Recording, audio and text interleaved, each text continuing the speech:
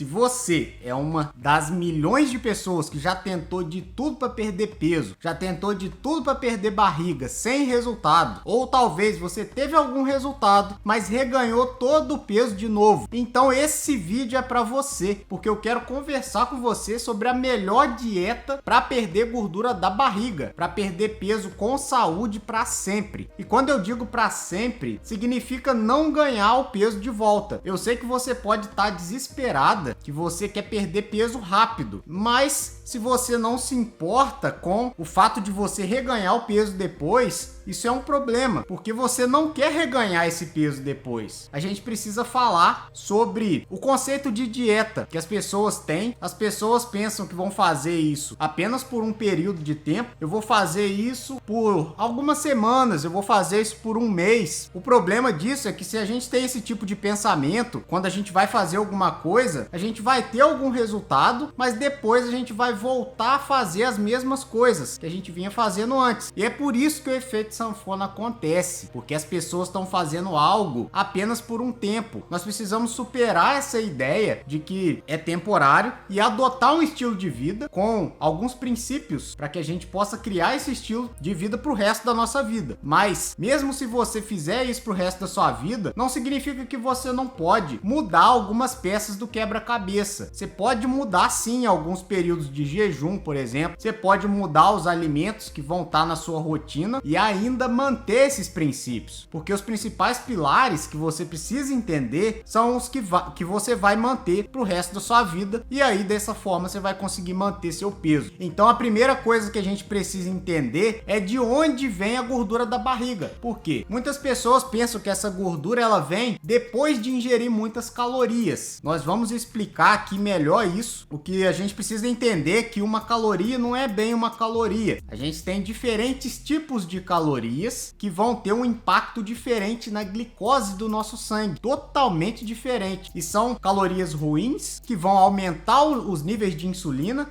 e que vão acumular gordura. E a insulina age na glicose, que entra para a célula, né? E aí o nosso corpo, ele consegue usar um pouco disso aí na hora que ele precisa do excesso de energia, e quando a gente tem um excesso de glicose, ela vai ser estocada na forma de gordura para ser usada depois. Se a gente continuar comendo toda hora e muitos carboidratos, a insulina vai ficar alta no sangue, e isso aí vai fazer com que o nosso corpo armazene a glicose na forma de gordura. E aí, pelo fato da insulina estar alta, a gente não vai conseguir acessar essa gordura estocada. Então insulina alta é um problema, e nós já temos o problema que a gente come carboidrato toda hora. Nós ensinamos o nosso corpo a trabalhar com carboidratos. Acontece esse pico de glicose seguido de uma queda brusca de glicose no sangue, e é por isso que as pessoas que tem glicose alta no sangue tem hipoglicemia também, que é uma condição aí que a glicose fica abaixo do normal, que ela está acostumada no sangue. E apesar dessas pessoas terem a hemoglobina glicada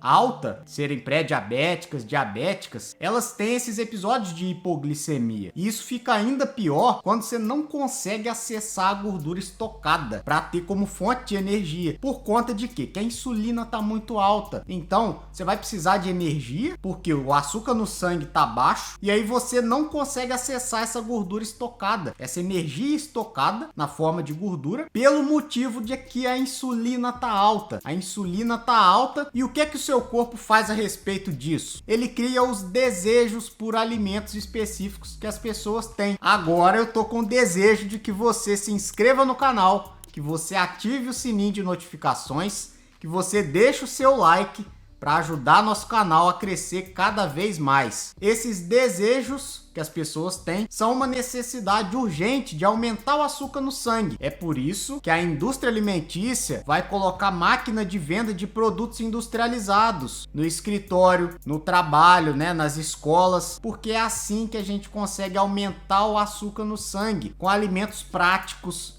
É só desembalar e comer. E alimentos que vão aumentar rápido o açúcar no sangue. E é aí que a pessoa se vê num ciclo sem saída. Ela não consegue sair desse ciclo, porque ela está constantemente com fome. Ela quer emagrecer, mas a insulina não deixa que o corpo dela acesse aquela gordura. O problema todo é a insulina. É o primeiro aspecto que a gente precisa entender. E a segunda coisa é a seguinte, que a glicose baixa no sangue vai acionar a liberação de um segundo hormônio que é o cortisol. O cortisol é um mensageiro que diz para o nosso corpo, ó, tá na hora de liberar glicose também no sangue. A glicose vai para o sangue de duas maneiras, ou pela insulina ou pelo cortisol. Tem duas maneiras que o nosso corpo pode fazer isso. E também você pode fazer isso comendo porcaria, né? Por que não? Ou também através do glicogênio hepático e muscular, ou através das proteínas também, em menor grau. Você consegue através das gorduras também que estão estocadas. Então o cortisol aumenta a glicose no sangue e aí você tem um segundo ciclo sem saída. E é por isso que é tão difícil emagrecer, porque você não consegue sair desse ciclo. E isso fica ainda pior quando as pessoas já estão estressadas no dia a dia, quando a gente passa por algum tipo de estresse, quando a gente precisa de mais energia. Seu corpo vai pedir mais essa energia para passar justamente por aquele estresse, e isso também causa os desejos por porcaria. Isso também aumenta cortisol e esse ciclo vai ficando sem fim, fica cada vez mais difícil sair desse ciclo. Então, se a gente quiser perder gordura da barriga para sempre mesmo, se a gente quiser emagrecer definitivamente, a gente precisa saber o que aumenta a insulina. E eu já te falei que a insulina aumenta por conta de açúcar no sangue, e principalmente pelos alimentos que viram açúcar no sangue muito rápido. E os carboidratos são o principal tipo de alimento que vai virar açúcar no sangue na hora. E eu quero falar aqui que existe uma confusão muito grande a respeito de carboidrato. A gente ouve falar que os carboidratos do pão branco são ruins. A gente ouve falar também que os carboidratos do pão integral são bons, mas isso não é verdade. Não funciona assim. Doces e refrigerantes, tudo bem, isso tá fora de questão. Todo mundo concorda que isso aí não faz bem. Mas o pão branco ou o trigo, isso aí tem até 80% de amido, e isso aí vai se quebrar da mesma forma, e o fato de ter fibras não vai fazer tanta diferença nesse caso não. Isso aí vai se quebrar em glicose muito rápido e vai ter um impacto muito grande no açúcar no sangue. Então, qualquer forma de alimento concentrado em carboidrato e amido também, o amido é um carboidrato complexo que é produzido pelas plantas. Apesar de ser natural, não quer dizer que é bom. Se você está tentando baixar a insulina, se você está tentando perder peso, você precisa evitar isso aí. Se você comparar a resposta insulínica de diferentes alimentos, um alimento sem amido ou baixo em carboidratos, ele produz apenas uma pequena fração de insulina, quase não desperta insulina, isso quase não libera insulina. É o porquê de você poder comer esses alimentos low carb, porque eles não despertam insulina. E além desses carboidratos, tem um outro macronutriente que ainda pode se transformar em glicose no sangue. Qual que é? É a proteína. Só que a proteína ela é utilizada de outras formas no nosso corpo. Ela pode se transformar em músculo, tecido muscular, ela pode se transformar em enzimas para as reações do nosso corpo, mas nem toda proteína vira tecido muscular. Parte dessas proteínas, sobretudo quando elas estão em excesso, elas vão transformar em glicose no sangue. Só que a maior parte das proteínas que a gente come aí das carnes, dos ovos, uma porcentagem alta desse tipo de proteína vai sim ser transformado em tecido muscular. A composição desses alimentos é muito parecida com a composição do nosso corpo, mas se você come uma proteína vegetal, por exemplo, ou uma proteína processada, um whey protein, ou algum suplemento rico em proteína, significa que mais dessa proteína aí vai se transformar em tecido e vai virar glicose no sangue, porque provavelmente vai estar em excesso. Você está suplementando. A gente começa a pensar que você vai ter um certo excesso de proteína.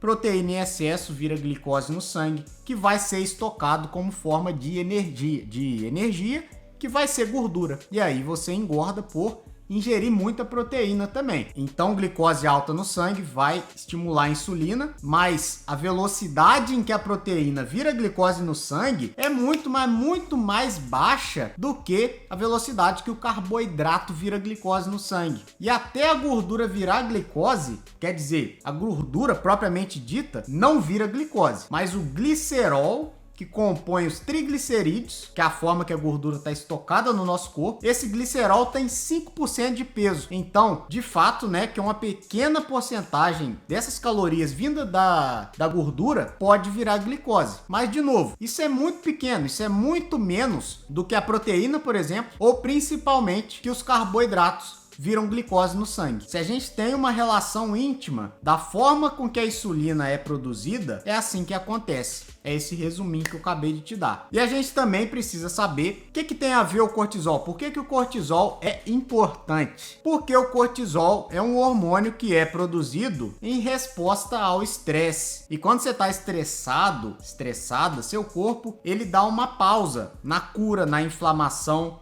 Se você está se curando de alguma lesão, de algum resfriado, alguma coisa do tipo, e você tem cortisol em excesso, seu corpo dá uma pausa nessa cura. O uso desse princípio, quando a gente toma um remédio, por exemplo, é a mesma molécula. Um remédio de corticoide é a mesma molécula do cortisol, que é feito pelo homem, que é feito pela indústria. Então, quando você toma uma injeção de cortisona, de hidrocortisona, ou quando você toma a prednisona, por exemplo, existem vários nomes diferentes para esses corticoides, mas isso aí também pode ser chamado de esteroides também, e muitos outros nomes, mas todos eles têm em comum que são glicocorticoides. E a única coisa que você precisa saber a respeito disso é que isso afeta a glicose no sangue. E se tem alguma dúvida a respeito da importância disso, né, de quão profundo que isso pode ser, pergunta para a pessoa que já tomou corticoide, a pessoa que já tomou prednisona por um tempo maior. Eles vão te falar todos os efeitos colaterais que eles passaram, que são o seguinte: ganho de peso, aumento de açúcar no sangue, sede demais, em casos mais extremos, idas frequentes ao banheiro para urinar. E esses sintomas a gente sabe que são sintomas de diabetes. Essa é a maior prova do que eu tô falando aqui. Cortisol demais engorda, joga glicose para dentro do sangue, que aumenta a insulina. Cortisol é algo que contribui muito para o ganho de peso e para diabetes também. Então, a melhor dieta do estilo de vida para você manter para o estilo de vida é aquela que você pode permanecer, que você consegue permanecer fazendo ela. Eu não tô tentando aqui promover alguma dieta, tá? Alguma marca. Eu só quero que você entenda como que funciona o processo. Se você é a favor de restrição de caloria, por exemplo, então provavelmente você vai passar fome. Se você perde peso dessa forma, tá tudo bem. Se você perde peso com dieta restrita, passando fome pro resto da sua vida, tá bom, isso funciona para você. Você pode desconsiderar o que eu tô falando aqui. Essa aí pode ser uma solução para você, então. Mas se você é um rato de academia, se você se exercita aí por 4, 5, 6 horas por dia para perder peso e você tá confortável fazendo isso aí, que eu duvido muito, tá tudo bem. Você pode fazer isso aí. Se você vai fazer isso pro resto da sua vida, tudo bem. Mas se você é como a maioria das pessoas e você não faz isso, se você quer começar a aplicar esses princípios que eu tô te falando aqui de uma forma inteligente, como que você vai fazer para ter sucesso na sua dieta? É uma pergunta que eu te faço e que eu vou te responder agora. Quando eu digo dieta aqui, eu tô falando de quê? Dos princípios que governam as suas escolhas alimentares. Os alimentos adequados para nós seres humanos e não produtos alimentícios que o homem ou a indústria fez para que a gente se alimente. Estou falando dos alimentos que a nossa mãe natureza fornece para a gente. Então, se você quer perder peso, o primeiro passo, sim, é ter um déficit calórico. Mas isso não é suficiente. Isso vai ter efeito por um curto período de tempo. E você não vai conseguir manter isso aí. É exatamente esse o motivo que 98% das dietas falham. Então, além disso, a gente precisa resolver o problema de privação, de restrição calórica, de passar fome. Esse problema aí a gente resolve criando um plano alimentar que vai dar saciedade pra gente, que vai nos manter satisfeito por um período maior de tempo, que vai deixar a gente cheio, né, quando a gente se alimentar. Não cheio de ficar empanturrado, mas cheio no bom sentido, no cheio assim de satisfeito, para que a gente não fique faminto entre as refeições. Então, a gente precisa resolver esse problema aí de instabilidade de glicose no sangue também. Quando você come, a glicose vai lá em cima, automaticamente vai liberar a insulina e daqui a pouco a glicose vai lá embaixo, igual uma montanha-russa. Às vezes está alta, às vezes está baixa. Isso significa o quê? Que a sua insulina é que está alta e que você não vai conseguir queimar gordura dessa forma. Então você vai ter desejos por alimentos específicos e você vai sentir fome, você vai sentir privação, você vai precisar ter o que a gente chama de flexibilidade metabólica. Significa que seu corpo ele pode criar essa flexibilidade em relação ao que você vai usar como energia. Ele pode queimar tanto gordura quando você não se alimentar, e aí você vai se alimentar das gorduras armazenadas no seu corpo. E o seu corpo vai saber o que fazer quando faltar a energia vinda do carboidrato, que você não vai estar ingerindo. Você não vai sentir fome, mesmo sem se alimentar. E a gente precisa saber resolver esse problema de resistência insulínica. Por quê? Quando a gente tem resistência insulínica, a gente não está conseguindo queimar gordura. A insulina ela precisa baixar para que a gente consiga queimar gordura. E para a insulina baixar, a gente precisa manter ela baixa no longo prazo. Só assim que a gente consegue queimar gordura. A gente precisa tornar o nosso corpo mais sensível à insulina para que o mínimo de insulina consiga agir no receptor e que não fique aquela montanha russa. Ora sobe insulina, ora cai insulina, sobe glicose, desce glicose. Essa montanha russa é que prejudica, é que faz estocar gordura. Isso não está relacionado à quantidade de calorias que você ingere, não. O mais importante nesse caso aqui é que você tenha saciedade e que você não volte atrás. Se você voltar atrás na dieta que você estava fazendo, você vai entrar no ciclo do problema tudo de novo, porque você vai criar o problema tudo de novo. Então, vamos falar sobre as mais variadas dietas que existem, né? As dietas que as pessoas estão mais acostumadas. Vamos falar sobre as diretrizes do governo, que a gente sabe que não são boas recomendações. Eles falam pra gente comer pouca gordura. Eles falam que gordura tem muita caloria. Tudo bem, gordura relativamente tem mais caloria que carboidrato e proteína, mas não se trata de calorias. Eles falam pra gente evitar gorduras saturadas, ingerir leite desnatado, como se apenas a gordura do leite fizesse mal, e a gente sabe que não é verdade isso. Eles falam pra gente comer muita fruta, muitos vegetais, muitos grãos, pão e várias outras coisas que não funcionam, senão a obesidade já teria sido resolvida. Então, a princípio, você vai criar um déficit calórico, mas você vai ter fome depois, você vai ter desejos. Você não vai conseguir manter o açúcar no sangue estável dessa forma. Você não vai conseguir fazer isso, porque quando você ingere pouca gordura e muito carboidrato, e você faz refeições frequentes, o açúcar no sangue vai ficar essa montanha russa que eu tô te falando. Por conta disso, você vai criar uma diminuição na resistência insulínica, talvez, tá? Mas apenas porque você tá comendo menos. Mas por conta dessa instabilidade no açúcar no sangue, você não vai resolver o problema de resistência insulínica. Você não vai ter consistência, você não vai ser capaz de aguentar isso por muito tempo. A força de vontade, ela dura apenas por um período de tempo. E você não vai resolver essa questão principal de resistência insulínica. Você não vai mudar seu estilo de vida. Então é exatamente por isso que você vai acabar passando pelo efeito sanfona. Por quê?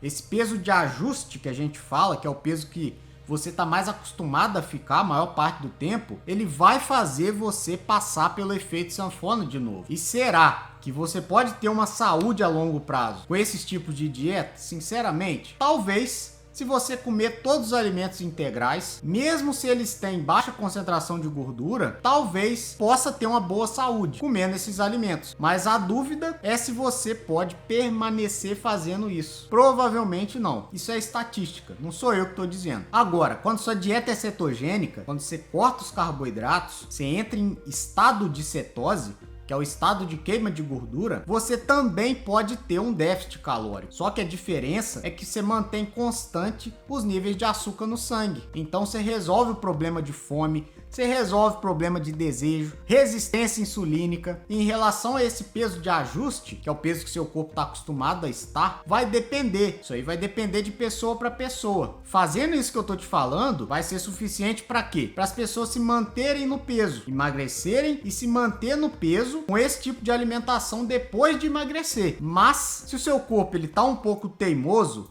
se o seu corpo ele tá inflexível metabolicamente, ou seja, você já passou por muito efeito sanfona, se você perder algum peso, você vai tender a ficar num platô da perda de peso. Quanto mais efeito sanfona você passa, maior é a tendência de você passar por um platô, que é o peso estagnado, por um tempo grande. Para algumas pessoas, essa mudança no estilo de vida estável, permanente, pode não funcionar, mesmo se fizer isso que eu tô te falando. Agora, será que esse estilo de alimentação vai criar saúde a longo prazo, isso vai depender da qualidade dos alimentos que você come. Você pode comer os alimentos com muita gordura e pouco carboidrato, e você também pode comer muita química. Você pode comer alimentos processados, você pode comer margarina, por exemplo, e estar na dieta cetogênica. Então, essa dieta tende a funcionar para a maioria das pessoas. Mas se você comer muita porcaria, muita química, muito alimento processado, isso não vai te proporcionar saúde no longo prazo. E você provavelmente vai perder peso, mas você vai ter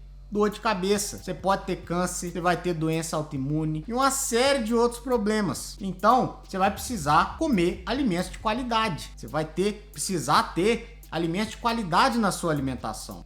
O próximo é o jejum intermitente. Esse é um dos modos mais fáceis de criar um déficit calórico, porque você não vai estar se alimentando, automaticamente você não está ingerindo calorias. Você come poucas refeições e aí você vai prolongar o intervalo entre essas refeições de uma forma muito mais fácil. E aí você vai treinar seu corpo para se acostumar com menos refeições e outros aspectos aí que vão depender de pessoa para pessoa. Vai depender do tipo de alimentos que você vai comer e tem pessoas que são tão flexíveis metabolicamente que essas pessoas podem comer pizza, podem comer sorvete e não ter desejos. Elas comem essa porcariada toda e elas mantêm o autocontrole. Mas tem pessoas que não podem fazer isso, porque se fizerem, vai chutar o balde e aí lascou tudo. Tem pessoas que se fizerem isso, vão ter desejos cada vez maiores. Mas tem pessoas que podem fazer isso. Tem pessoas que se comerem pizza, se comerem sorvete, vão ter hiperglicemia e aí vão ter a hipoglicemia depois lá embaixo. Vai ter pessoas que podem fazer isso, que vão ter uma hiperglicemia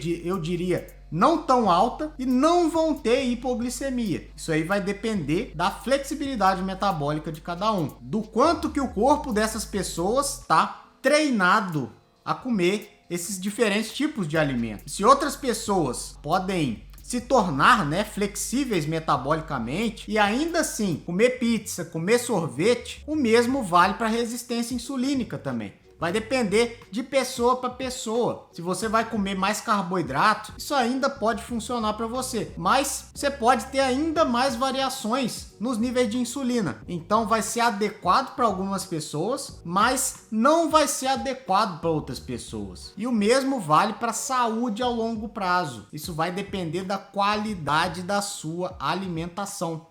E a respeito da dieta paleolítica? Dieta paleolítica é um modo de se alimentar que surgiu antes da agricultura, antes da nossa civilização. É um hábito de alimentar que você corta o quê? Laticínio, você corta grãos, açúcar, alimentos processados. E se você está numa versão mais restrita, você também vai cortar feijão, algumas formas aí de legumes. E isso vai dar uma vantagem muito grande em relação ao primeiro padrão lá que eu te falei, que é o padrão do governo. Você vai naturalmente diminuir o consumo de carboidratos. Não necessariamente muitos carboidratos, mas você vai comer menos carboidrato. Você vai comer pouco carboidrato na dieta paleolítica. Então você vai estabilizar o açúcar no sangue. Você vai melhorar todos os aspectos que a gente está conversando aqui, mas dependendo da sua sensibilidade, principalmente insulínica, isso pode ser suficiente para você ou não. Se você tem um metabolismo prejudicado, provavelmente você vai precisar